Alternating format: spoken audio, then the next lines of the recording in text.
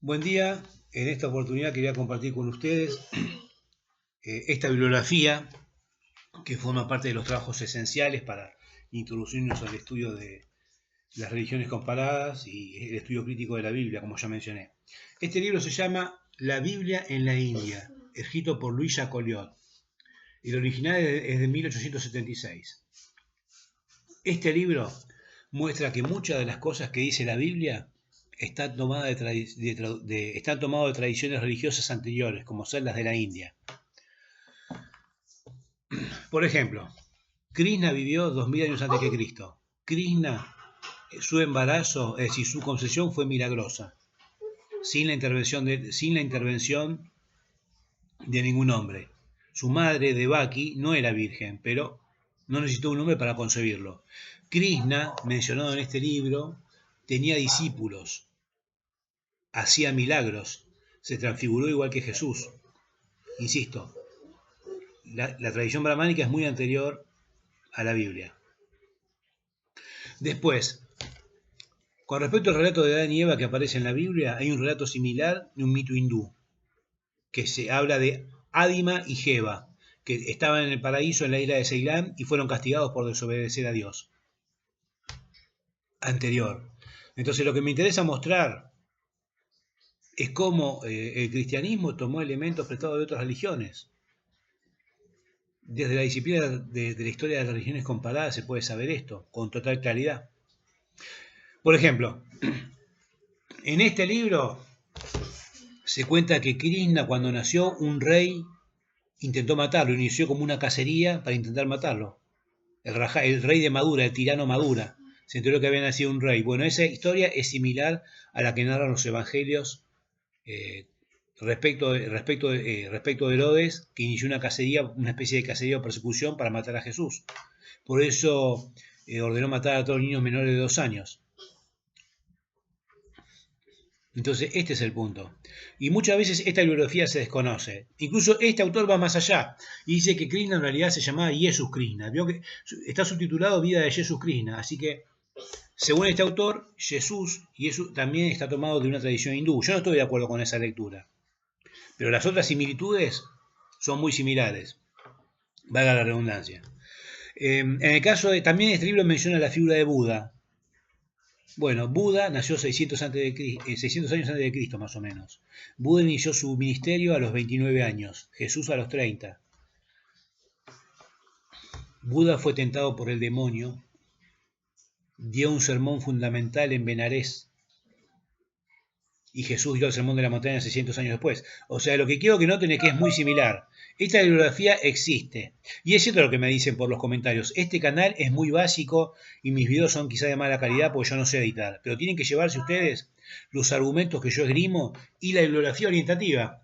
Que rara vez, yo nunca vi un ateo que hable de estas cosas en los foros de internet o en YouTube en los debates. Después, quería aprovechar esta oportunidad para aclarar un malentendido muy frecuente. Una confusión. Erróneamente se dice que la ciencia y la religión no son incompatibles. Aduciendo, yo además ya publiqué un video que se llama Errores Científicos de la Biblia, si querés lo podés consultar. Pero aducen también que no es incompatible porque hay muchos científicos de primera fila que han sido creyentes. Incluso está el famosísimo caso del cura Lemaitre, que fue el que elucubró la teoría del Big Bang y era religioso. Entonces dice, bueno, si Lemaitre era religioso, por lo tanto no hay incompatibilidad porque, bueno, la teoría del Big Bang fue elucubrada como un religioso. Después, se menciona el caso de Galileo. Galileo era católico y creía en Dios. Claro que sí. Entonces, bueno, entonces no hay incompatibilidad porque Galileo creía en Dios. Y así se mencionan reiteradas veces, muchos apologistas aluden a la religiosidad de los científicos, de la persona de los científicos, para decir que no hay incompatibilidad.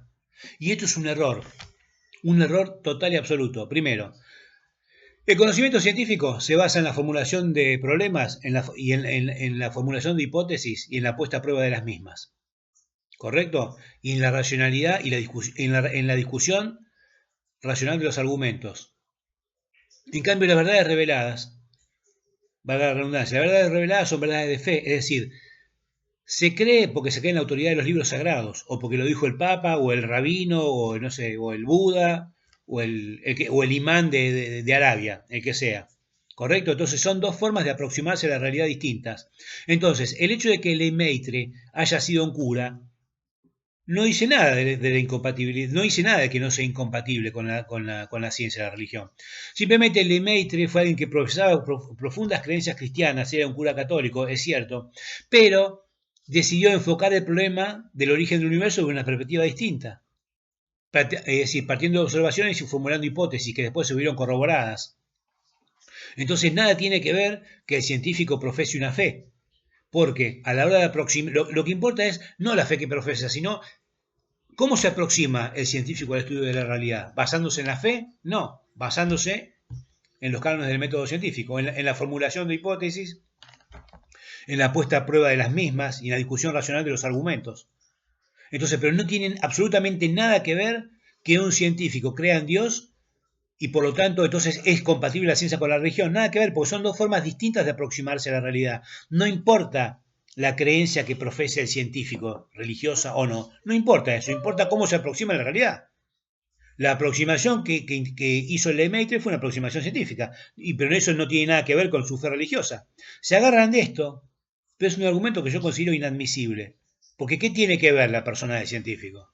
Absolutamente nada que ver la fe de él. Sí, es cierto. La mayoría de los científicos probablemente crean en Dios.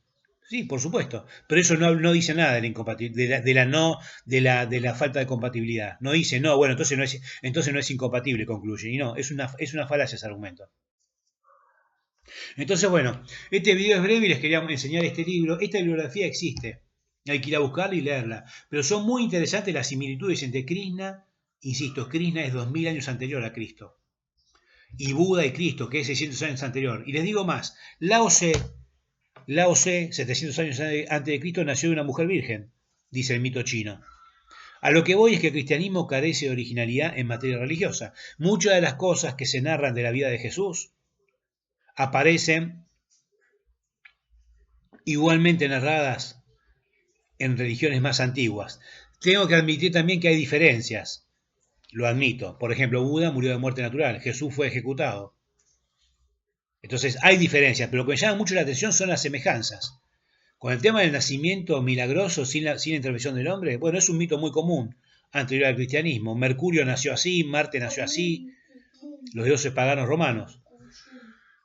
Entonces es muy interesante revisar la bibliografía que hay, porque hay mucho. No es cierto que los ateos no tengamos argumentos. Yo me dediqué al estudio de la religión, entre otras cosas, porque como psicólogo me interesa la religión como fenómeno psicológico y cultural. Por eso me dediqué a abocar.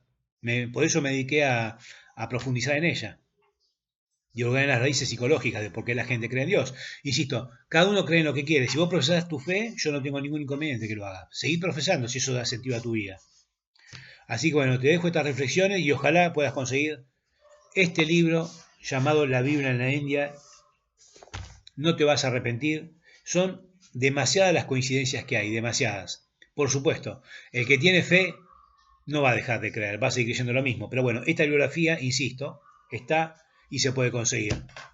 Te dejo un saludo.